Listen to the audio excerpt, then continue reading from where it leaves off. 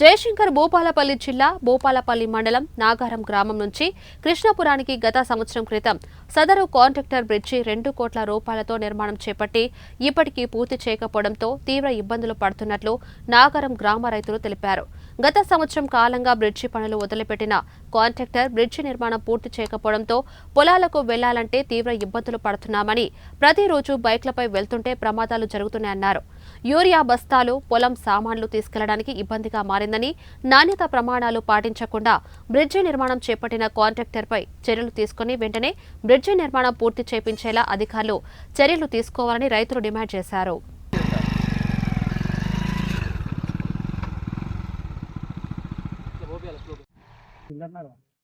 ఈ ఎన్ని రోజులు అంటే ఇప్పుడు వీళ్ళు వాళ్ళు పని వాళ్ళు పోయి ఇప్పటికి 20 రోజులు అవుతుంది.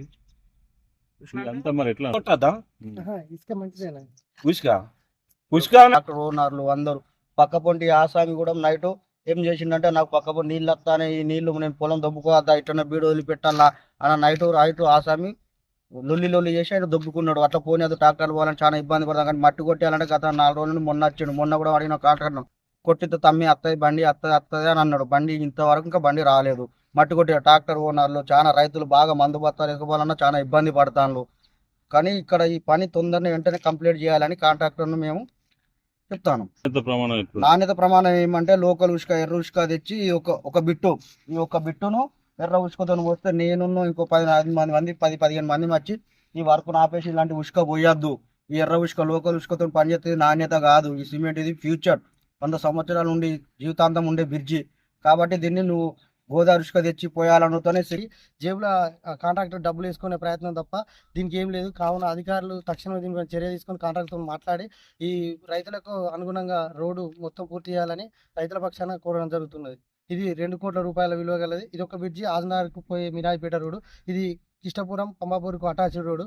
ఇది ఇంకా పూర్తి చేయాలని చెప్పేసి మీ మీడియా ద్వారా ప్రభుత్వానికి ప్లస్ అధికారికి తెలియజేస్తున్నాం. అయితే అది తెలంగాణ ప్రభుత్వంలో శాంక్షన్ అయింది.